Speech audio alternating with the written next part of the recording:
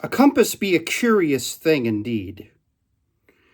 It cares nothing for where I wish north might be.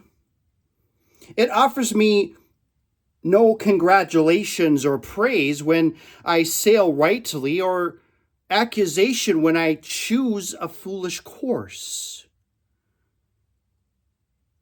It simply points.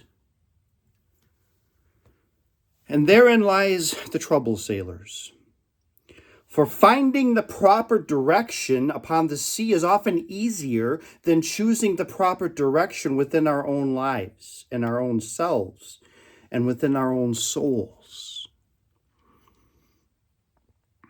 A sailor may know precisely where righteousness lies and still choose another course.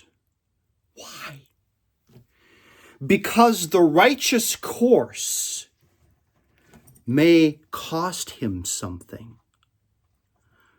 Perhaps another vessel signals distress when we are already late making harbor. Perhaps another man's cargo lies scattered upon the road while our own supper waits warm upon the table. Perhaps there be a coin resting in my hand that rightfully belongs into the hand of another. And perhaps there be nobody watching. Now we have discovered waters far more dangerous than any marked upon any chart. For what manner of a sailor am I when the whole crew watches from the deck? That tells you something of me. But what manner of sailor am I when the lanterns have gone dark, the watch has turned away, and no living soul would ever know which course I chose? A compass does not require an audience to point north. And perhaps neither should we.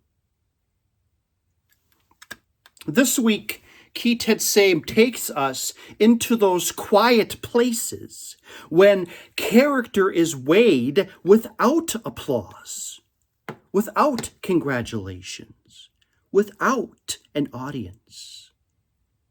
And hidden among its commandments be 3 treasures waiting for us. So trim the lamps, ready the charts, and gather close, sailors of Sinai. For tonight we sail into the waters where no one is watching.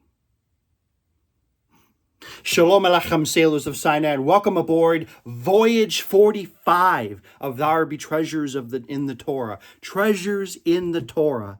This is our 45th voyage together. Baruch Hashem. This week our charts carry us into Parashat Ki Teitzei, and what a crowded stretch of Torah this be this week. Commandment follows commandment like waves upon an unsettled sea. Matters of family and labor, lost property and honest trade, kindness and cruelty, dignity and responsibility. At first glance, they may seem like separate islands scattered across a chart, 2 varying points on opposite ends. But sail close enough, and you may discover a current running beneath them all. For the Torah concerns itself not merely with the great decisions made beneath banners and before crowds. Torah follows us into the road, into the marketplace, into our dealings with the laborer, into the moment when we discover something another soul has lost, into little choices we make when there be no witness standing nearby to praise us or condemn us. And before we search these waters for three treasures, we begin as we always do, not with the captain, not with the crew, not even with the voyage. We begin with the Holy One, blessed be he. For before we ask where our compass points, we remember the one toward whom Israel has always turned. Please join me in reciting the prayer of our people, the Shema. Now, before I do this, a question was asked in the Chronicles from last voyage. A person had asked and questioned, why is it that I cover my eyes for the first part of the Shema and cover my mouth for the second part of the Shema? It basically comes from the tradition in which I had learned, in the Sephardic tradition in which I come from, where it taught us that when we cover our eyes, we focus only on Hashem and his oneness, and when we cover our mouth, we don't use his name in vain. But then, on Yom Kippur, we speak it without covering our mouth. I'd be happy to answer any questions. If you have further questions, please leave comments below. So join me. Please stand if you are able. If you are not, that is perfectly acceptable. And let us do the Shema. Shema Yisrael, Adonai Eloheinu, Adonai Echad, Baruch Shem Kavod, Mahuto, Leolam Vayed. Hear, O Israel, the Lord our God, the Lord is one. Blessed be the name of his glorious kingdom forever and ever. One God, one people called to remember him, and one Torah capable of finding us even in those quiet corners of life where we reckon nobody else can see. Now then, sailors, raise the sails.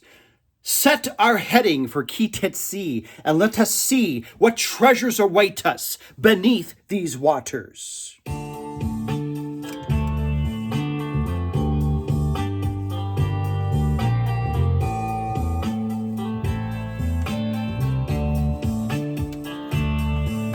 From names once hidden, roots we reclaim. From scattered sparks, we learn our name.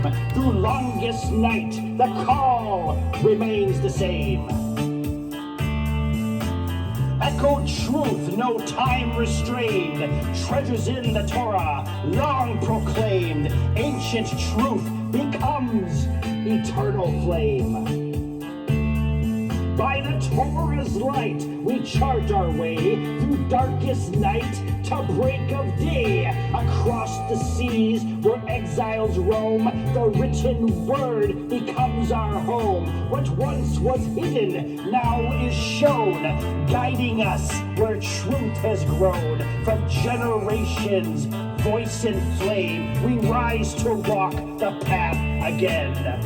Avast me hearties, welcome to Treasures in the Torah. Welcome aboard.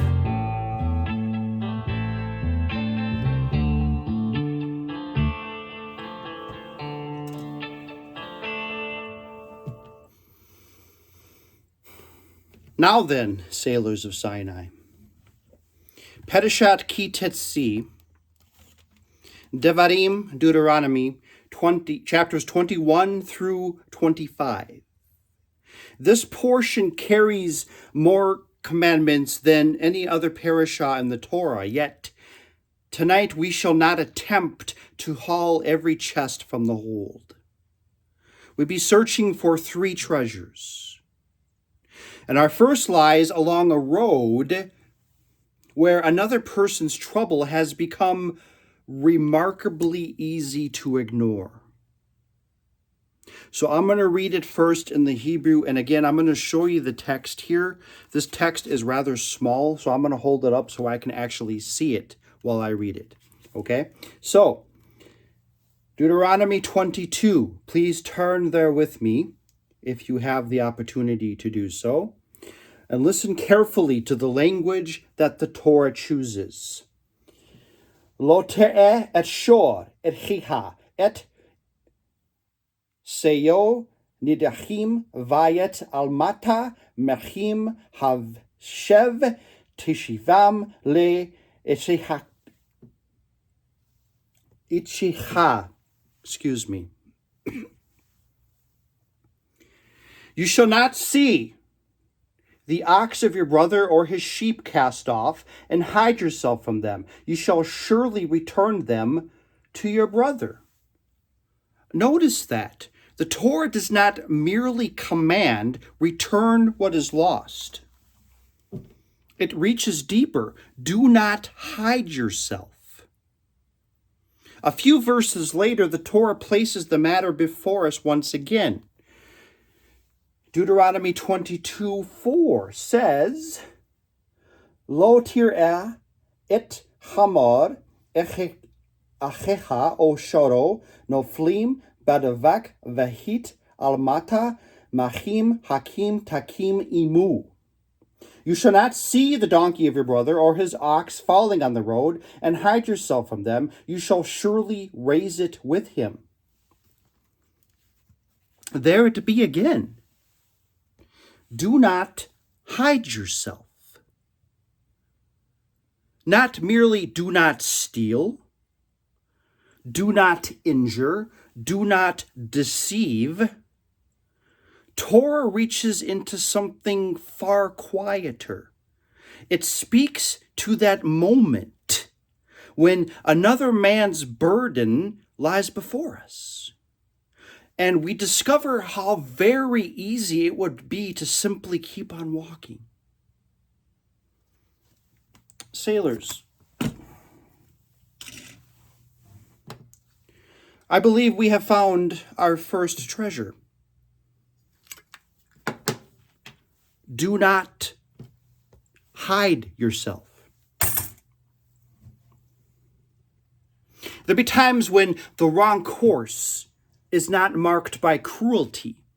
There are times when the wrong course is not marked by bitterness.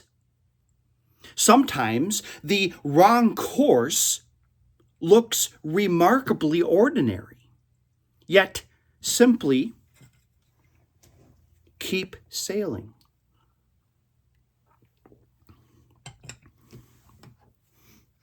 A compass tells me the heading I intend to follow. Perhaps harbor lies west.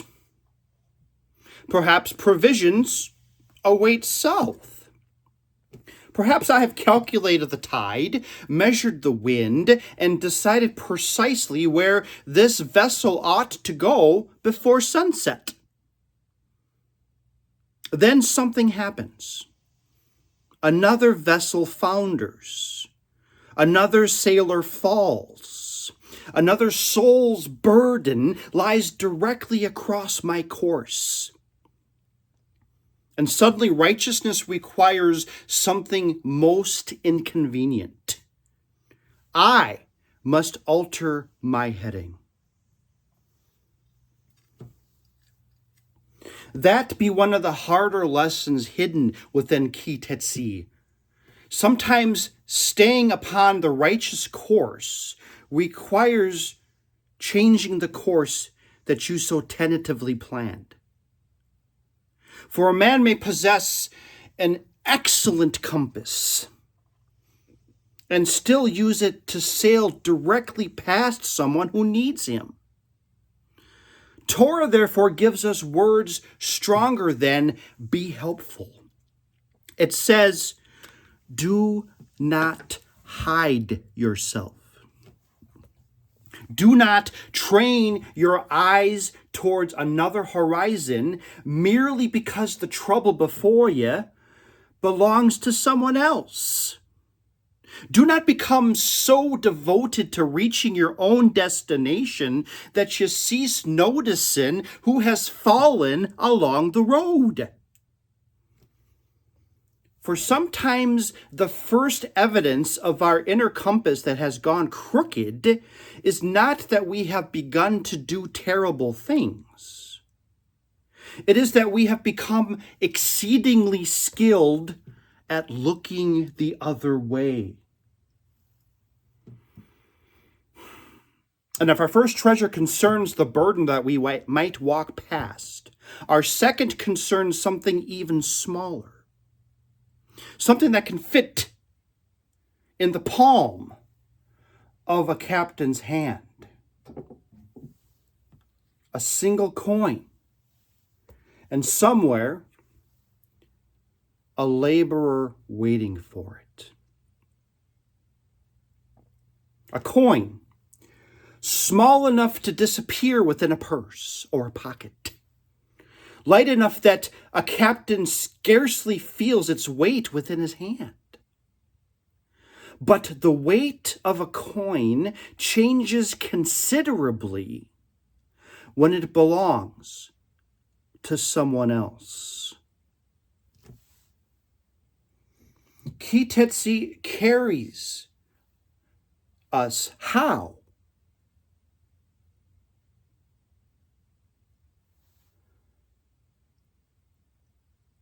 It carries us, it transfers us, it transports us now from the roadside and into the world of the laborer.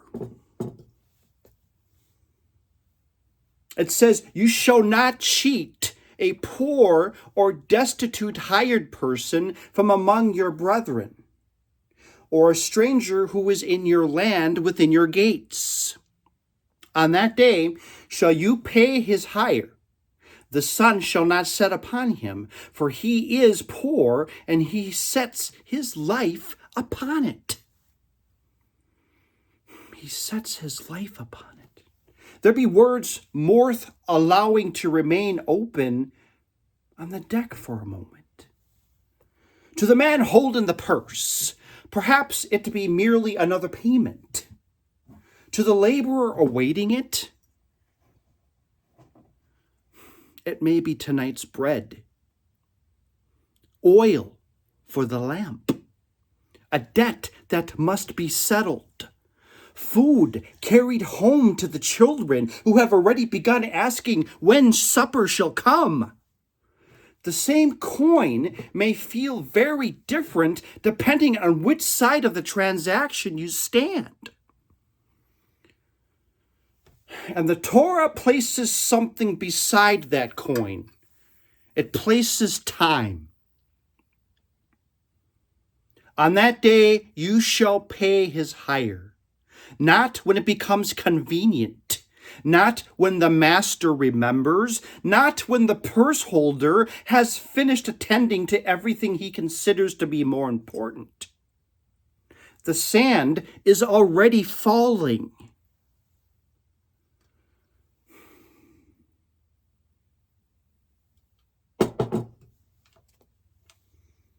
There be a peculiar temptation that comes whenever we possess something that another person needs.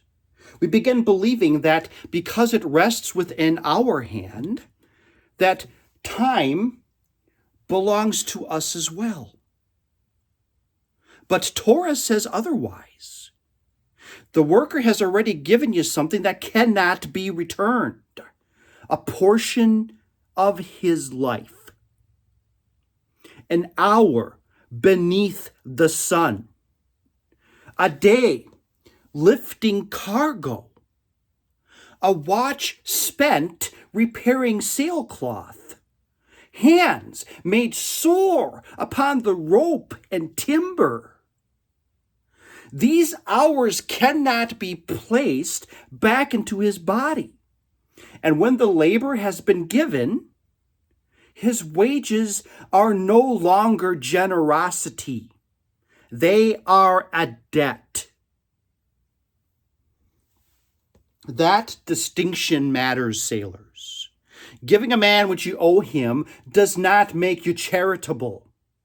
It makes you honest. And every grain falling through this glass asks the same uncomfortable question. Why does something belong in his hand remain in mine?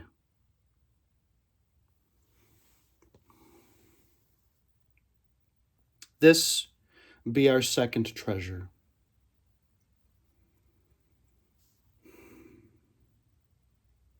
The workman's coin.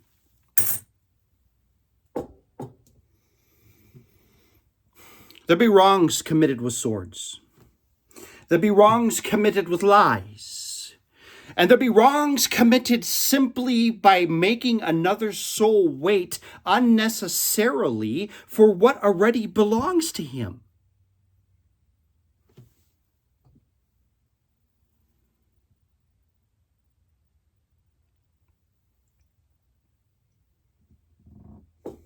Integrity does not merely ask, did I eventually do what was right?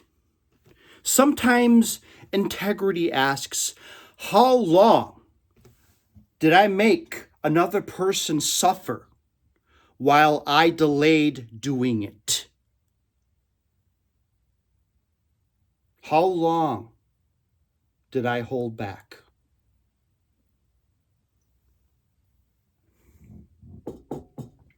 And once again, perhaps, no one else knows. No magistrate stands nearby. No crew gathers to protest. No witness records how long the coin remained within our purse. Only the laborer knows. We know. And the Holy One, blessed be he, knows. Yet, Ki Teitzei is not finished with our purse, for soon Torah asks us to look inside it once more. And this time, the danger is not the coin we refuse to release. It is something that we have hidden more deliberately. A crooked measure. A twisted reality. And a sailor who has convinced himself that no one can see it.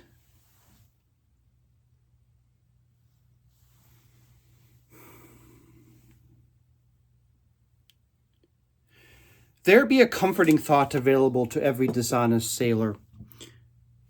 Nobody saw me. No watchman around the mast. No magistrate upon the dock. No merchant standing close enough to inspect the exchange. No eye upon the horizon. Therefore, who shall ever know? Ki Teitzei knows the answer to that question. And the Torah answers it before the dishonest merchant has finished counting his profit. You shall not have in your pouch a weight and a large one and a small one. You shall not have in your house a measure and a measure, a large one and a small one. Perfect and honest weight you shall have. A perfect and honest measure you shall have. For an abomination of the Lord your God are all who do this, all who act corruptly.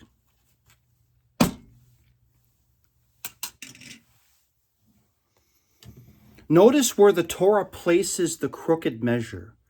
Not on the merchant's table, not hanging above the marketplace where everyone can inspect it. Inside his pouch. Hidden. Private. Convenient.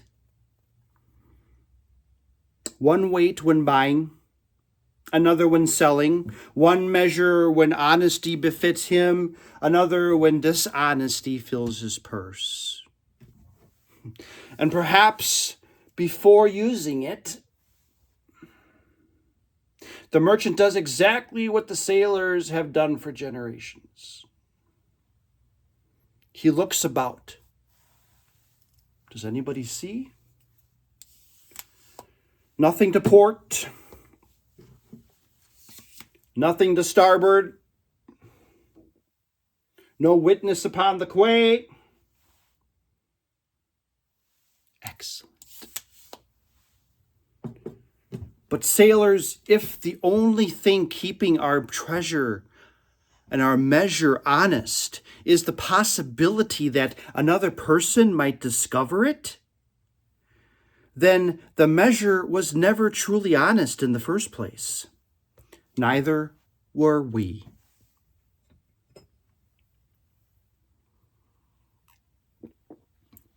Therein lies our third treasure, the crooked measure. Integrity is what remains when the spyglass finds an empty horizon. It is the weight we use when no one checks the pouch, the wage we pay when no one counts the coins, the burden we stop to lift when nobody would condemn us for walking past. And now look at what Ki Teitzei has quietly done to us. Our first treasure placed another man's burden along our road and commanded, "Do not hide yourself." Our second treasure placed another man's wages within our hand and told us, "Do not make him wait." Our third treasure placed two measures within our pouch and asked, "Which one ye shall use when no one can see?" Three different commandments, three different moments, yet beneath them runs the same current. Character does not begin when somebody notices what you're doing. Character was already aboard long before the audience arrived. And that brings me to a man whose name deserves remembering. He lived before the year upon our present charts, in an age when Jewish refugees were scattered across the Mediterranean waters, driven from their homes, and sometimes seized by men who saw another person's desperation as an opportunity for profit. Our hero was not himself born among the Sephardim, yet when the battered children of the Seraphat appeared upon his horizon, he did not turn his spyglass elsewhere. Sailors of Sinai, it be time for our hero from Sephardic history, Rabbi Moshe Capsali. He was born in 1420 and died in 1495. Our hero this week requires a small world of explanation before we tell his tale. Rabbi Moshe Capsali was not himself Sephardic. He belonged to the ancient Romanite Jewish world of the Eastern Mediterranean. Yet his life became bound to the story of the Seraphat when the exiles of Spain began arriving among Ottoman shores.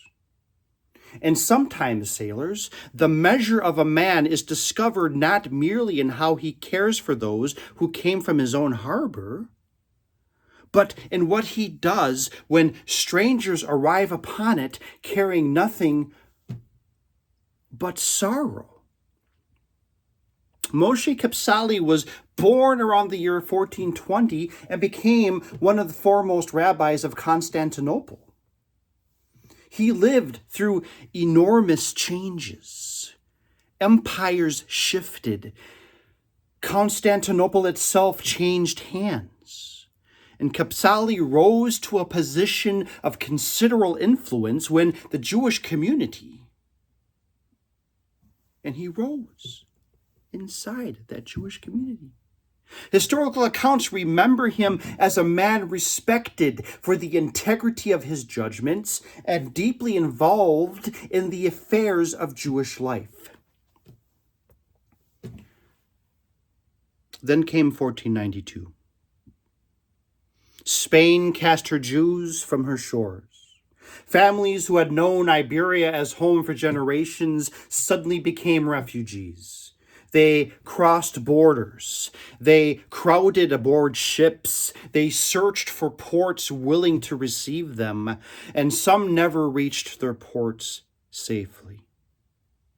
Some fell into captivity. Some required ransom before freedom could once again be theirs.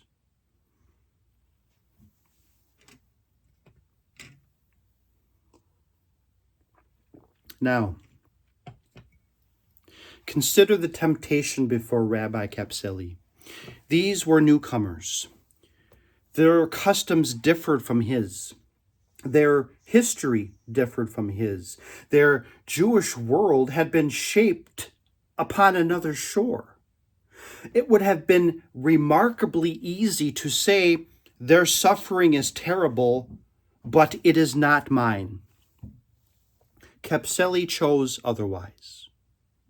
Historical accounts tell us that he worked energetically for the Spanish exiles, traveled among communities seeking assistance, and helped impose a levy upon those with means so that Jewish captives could be redeemed.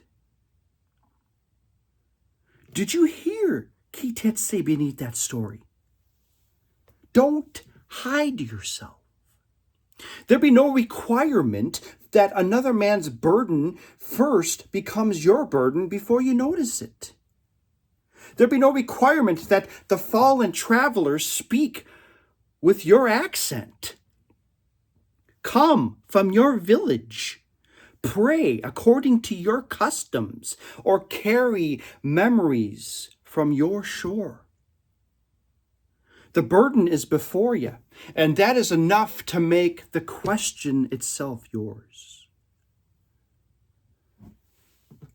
Rabbi Moshe Capsali would have looked toward another horizon.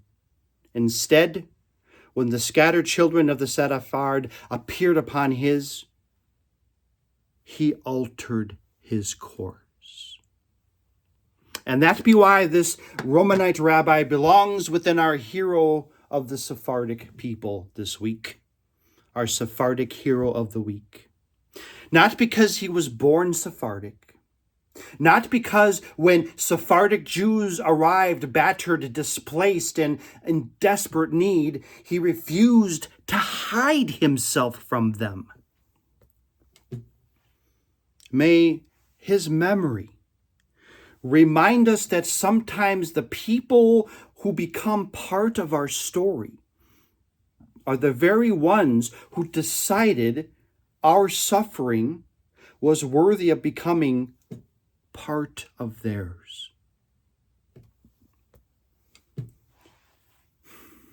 And now, sailors, I want to tell you of another captain who taught me much the same lesson.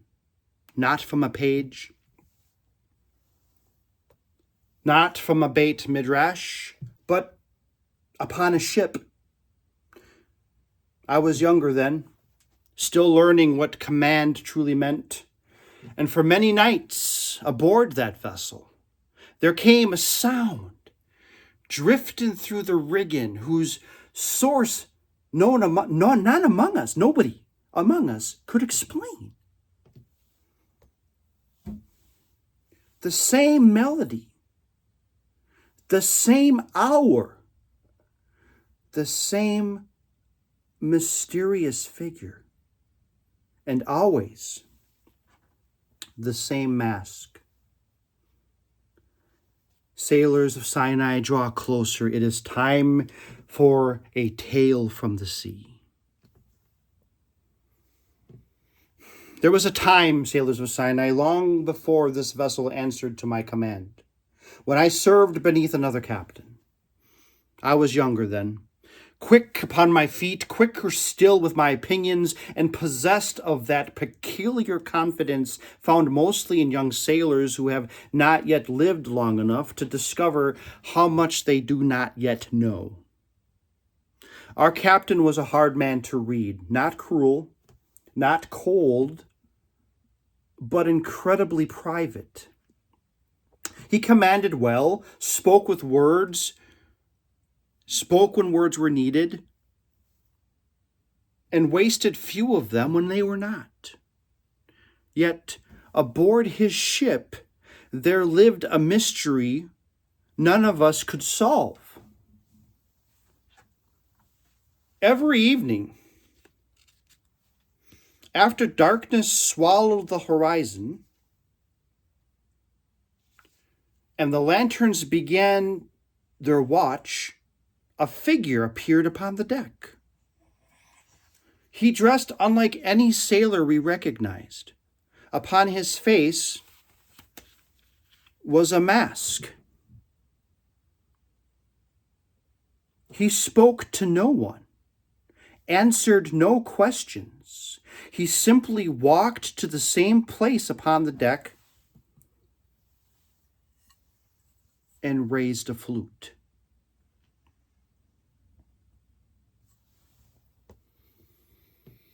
That was all. A few minutes beneath the stars. Then the stranger disappeared below deck, night after night. The same thing. We tried to discover who he was, of course. Sailors be dreadful creatures to place beside an unanswered question. One man swore it was the cook. Another reckoned it must have been the gun crew. Someone else claimed that he had followed the musician below deck only to lose him somewhere among the passageways.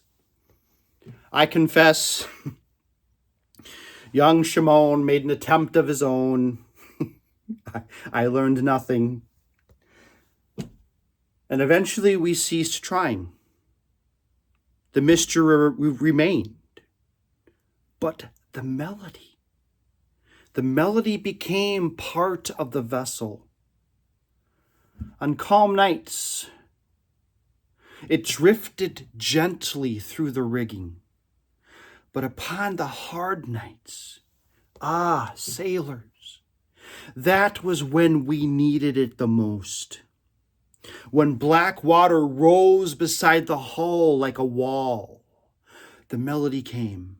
When the men upon the quarterdeck could scarcely hear one another above the wind, the melody came. When the sailor high in the crow's nest felt the mast bend beneath him and stared into a horizon lit only by lightning, the melody came. It did not still the sea. It did not lower the waves. It did not command the wind to silence. It simply reminded frightened men that terror did not have to possess the final word. And somehow, we stood our watches a little straighter, held the lines a little steadier, faced the darkness with more courage.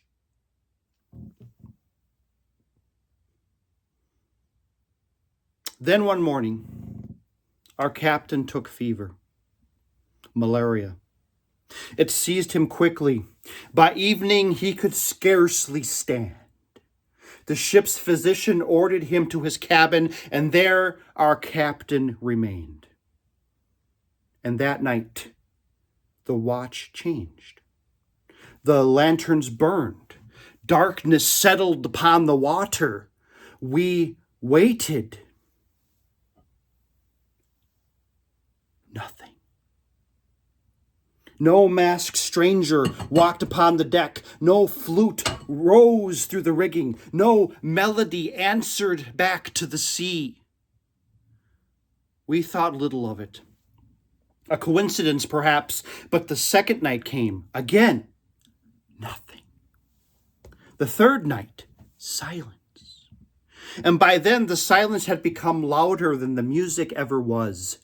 Men began asking questions. Where had our musician gone? Had he fallen ill? Had he somehow left the vessel? Then came the fourth night. The captain remained beneath fever, and still no flute.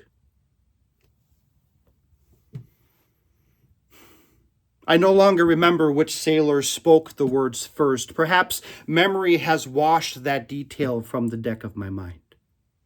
But I remember what he said. Has anyone noticed the flute fell silent the very night the captain took fever? No man answered. No man dared. We simply looked at each other. 4 nights. 4 nights without our captain. 4 nights without our mysterious musician. And suddenly a mystery we had chased for months required no chasing at all. The captain was the flute player. Night after night, after his own watch was finished, after charts had been studied, orders given, disputes settled, provisions counted, and the weight of every soul aboard that vessel had rested upon his shoulders, our captain had disguised himself, returned to the deck, and played. Not because anyone ordered him, not because anyone paid him, not because his name would be entered into the ship's log beside the deed. Indeed, the mask ensured precisely the opposite. Nobody would know. For months I had thought that this mask concealed the identity of a mysterious sailor, a stowaway perhaps. Only later did I understand. It concealed something else. The identity of the man doing kindness.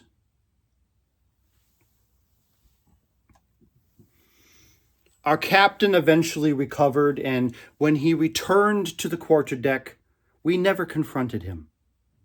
There was no need. He knew that we knew. We knew that he knew. And some truths aboard a ship require no ceremony. But I never again heard that melody quite the same way. For I had believed command was measured by the authority of a captain possessed while standing upon his quarterdeck. The voyage taught me otherwise. A captain's character is not merely found in what he does when the whole world watches. Sometimes it is found in the extra watch he takes when nobody knows he is there. In the frightened sailor, he steadies without demanding gratitude. In the melody he plays, while hiding his own name, fighting fatigue and exhaustion from a brutal day at sea to bring peace to his crew out of love. And perhaps that captain taught young Shimon the lesson Ki Teitzei places before us tonight. The good we do does not become more righteous because somebody else knows we did it. Sometimes the purest kindness leaves no signature at all. We never knew how many frightened nights that captain carried us through. We only knew when his music disappeared. We discovered how much his unseen kindness had been carrying us all along. And now, sailors of Sinai, there remains one final stretch of Ki Teitzei upon our chart, for the Torah is about to show us another way of looking upon the weary, another way of looking upon the frightened, another way of looking upon those struggling at the rear. Our captain saw vulnerable men and quietly gave them courage.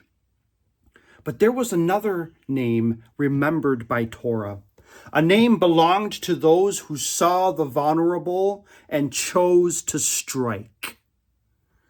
That name was Amalek.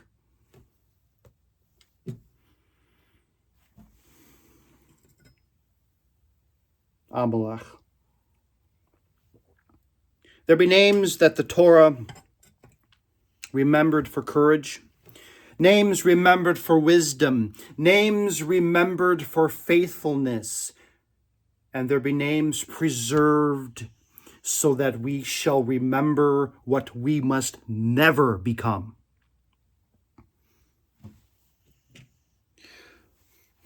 Listen carefully, sailors, for these are among the final words of our Parashat. Deuteronomy 25:17 and 18.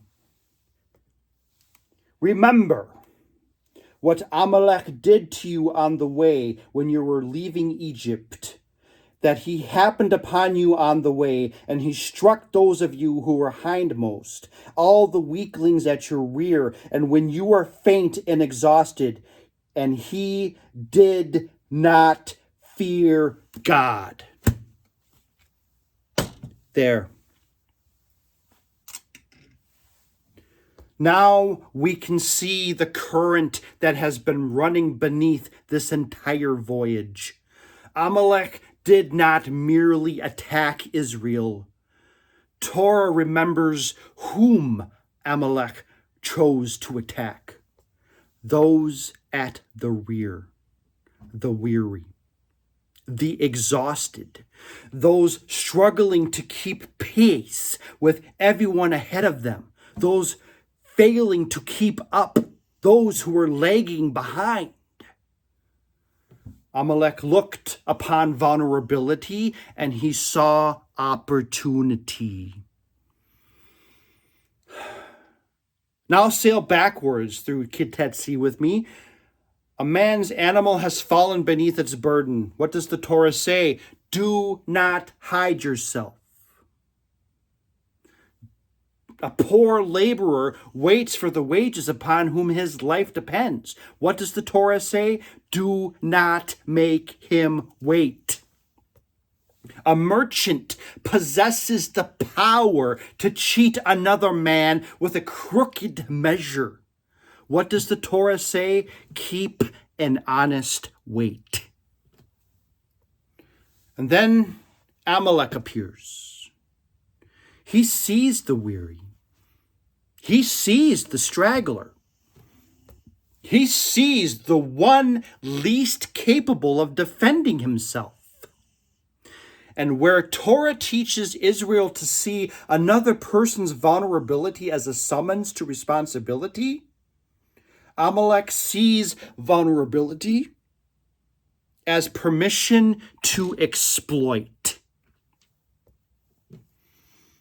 Sailors, there be our dividing line. Amalek looks upon vulnerability and sees opportunity.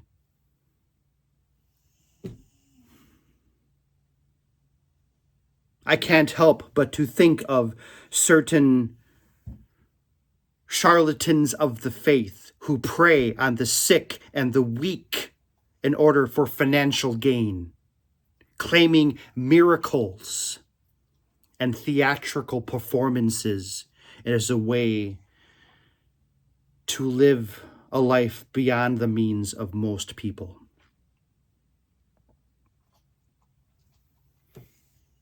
Amalek looks upon vulnerability and sees opportunity to exploit. Torah looks upon vulnerability and sees responsibility. That distinction reaches far beyond the ancient battlefield. Every one of us shall eventually encounter someone carrying less strength than ourselves, someone with less authority, less wealth, less knowledge, less confidence, someone exhausted, somebody frightened, someone falling behind. And in that moment, possessing greater strength does not answer the moral question. It merely gives us the power to answer it. What shall we do with the advantage we possess? Think again of that old captain. He knew his sailors were frightened. He possessed something they did not possess in those moments: experience, steadiness, authority, and perhaps a little music. He could have despised their fear. He could have mocked it. He could have demanded that frightened men simply become stronger. He could have made this into a teachable moment for them. Instead, he plays his flute. Rabbi Moshe Capsali encountered Jewish refugees who had lost homes, possessions, security, and in some cases, their freedom. He could have looked away. Instead, he helped carry their burden. The laborer in Ki Teitzei possesses less power than the man holding his wages. Torah, therefore, speaks to the man holding the purse. The owner standing beside the fallen animal has a burden he cannot presently raise alone.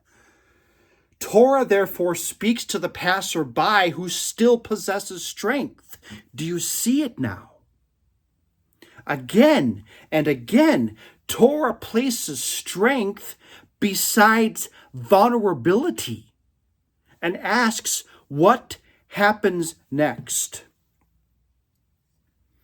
Perhaps this be the truest test of our compass, not merely whether we know north from south, not merely whether we can distinguish righteousness from wickedness while discussing it safely aboard the ship, but what direction we choose when another person's weakness gives us an advantage. Amalek chose one course. Torah commands another. And every generation must decide which waters it shall sail. Which brings us, sailors of Sinai, from the ancient road straight into our own lives. For we need not encounter Amalek upon a battlefield to face the question Ki Teitzei has placed before us. Sometimes all it takes is finding ourselves stronger than somebody else. So let us bring these treasures ashore. Now then, sailors of Sinai, we have sailed the waters. Let us bring these treasures ashore. Most of us shall never stand upon the road from Egypt with Amalek approaching from behind. Most of us shall never ransom captives from pirates as Rabbi Moshe Capsali once did. And perhaps none among you shall ever discover that your captain has secretly been wandering the deck at night, wearing a mask and playing a flute. But every one of us shall encounter the question beneath these stories, possibly sooner than we reckon. Because every day we pass people carrying burdens we cannot see. The weary soul does not always walk at the rear of the caravan.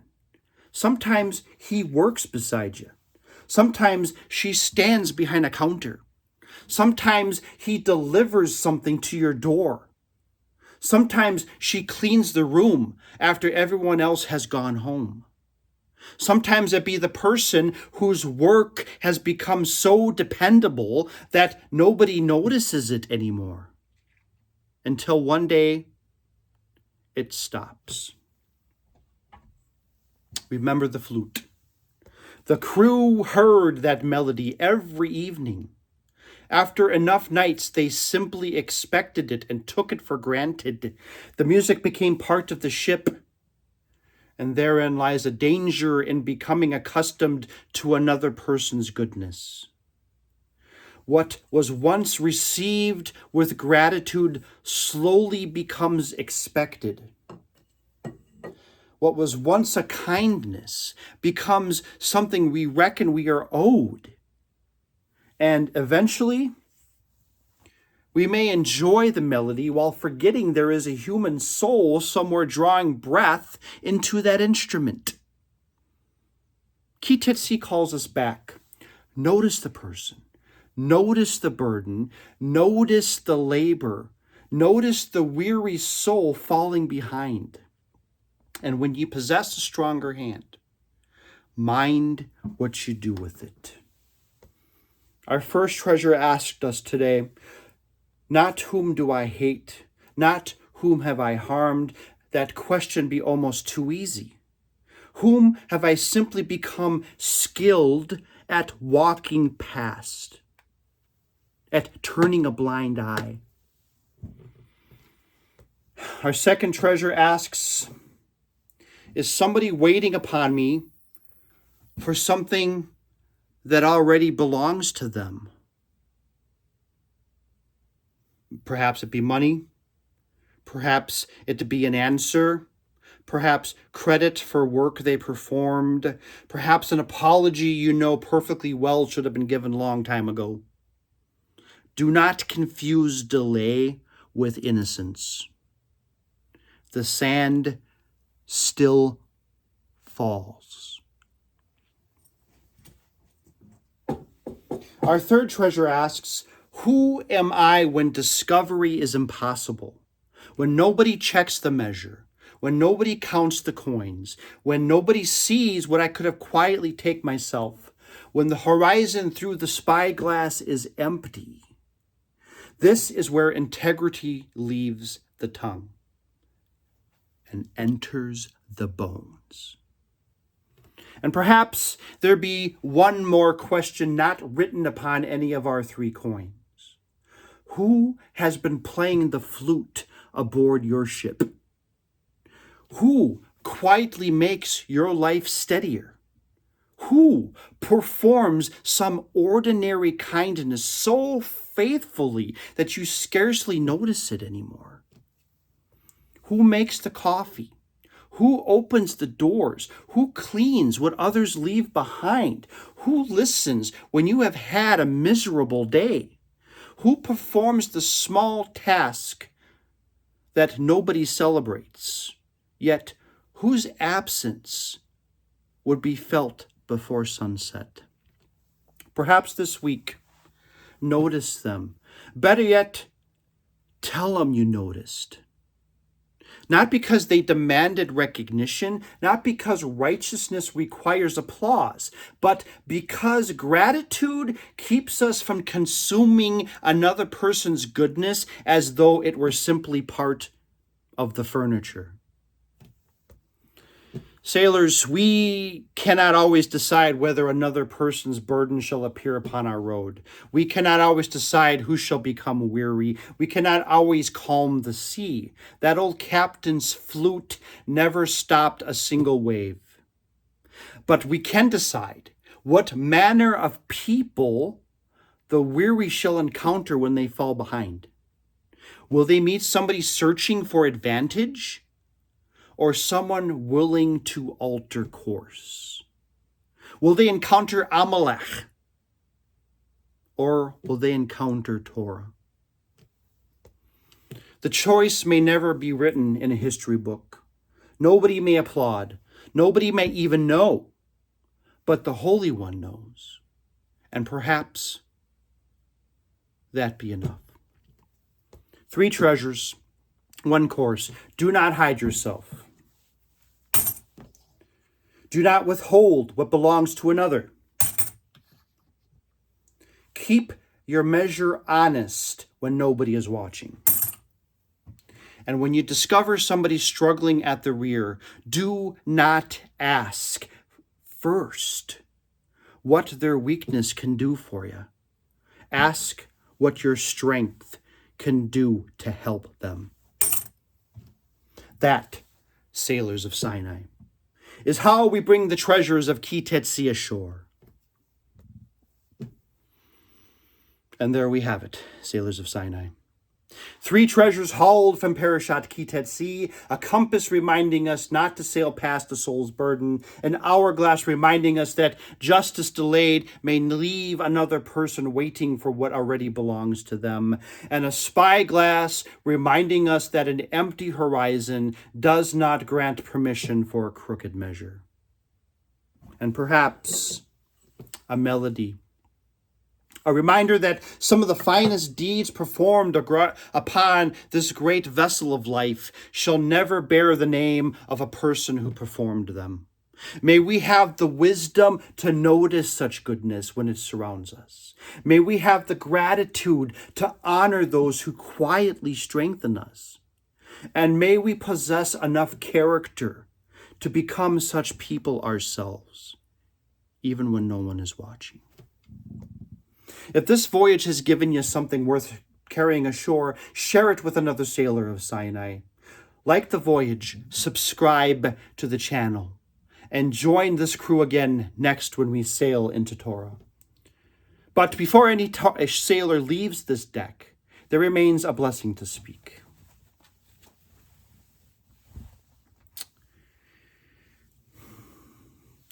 Yivarecha Adonai v'yishamrecha, Ya'er Adonai panav alecha v'yihunecha, Yisu Adonai panav alecha v'yasem lecha shalom.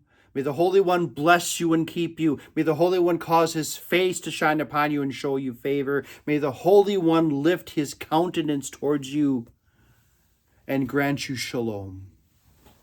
And now, my beloved sailors of Sinai, may your compass remain true when another soul's burden interrupts the course you had planned. May your hand open quickly when another person waits for what rightfully belongs to them. May your measure remain honest when the marketplace be empty and no eye stands near enough to inspect it. May you never become so accustomed to another person's kindnesses that you cease seeing the soul from which it comes. May you hear the quiet melodies aboard your own ship, the unnoticed kindnesses, the uncelebrated labor, the steady hands that make rough waters easier to endure.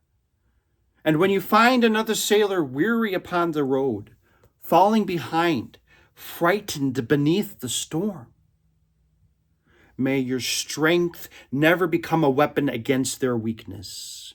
May it become a shelter. May it become courage. May it become a hand beneath the burden. And should you someday find yourself doing a quiet good deed for which no applause should ever sound, may you remember, a righteous deed needs no audience. For the Holy One, blessed be he, sees what the crowd does not. And as for that old Yetzer Hara, the evil urge, that scoundrel forever whispering that nobody be watching, that nobody shall know, that therefore it matters not what course you choose, seize the rascal, blind that evil inclination, tight to the biggest anchor aboard this vessel, haul it to the rail, and send the whole miserable cargo plunging down, down, down to Davy Jones' locker, where it shall trouble you no more. Until our sails rise again, may your compass remain true. May your measure remain honest. May your eyes remain open to the sailor falling behind. And may the Holy One, blessed be he, grant you fair winds, steady seas, and shalom. Shabbat shalom, sailors of Sinai. I look forward to voyaging with you next week.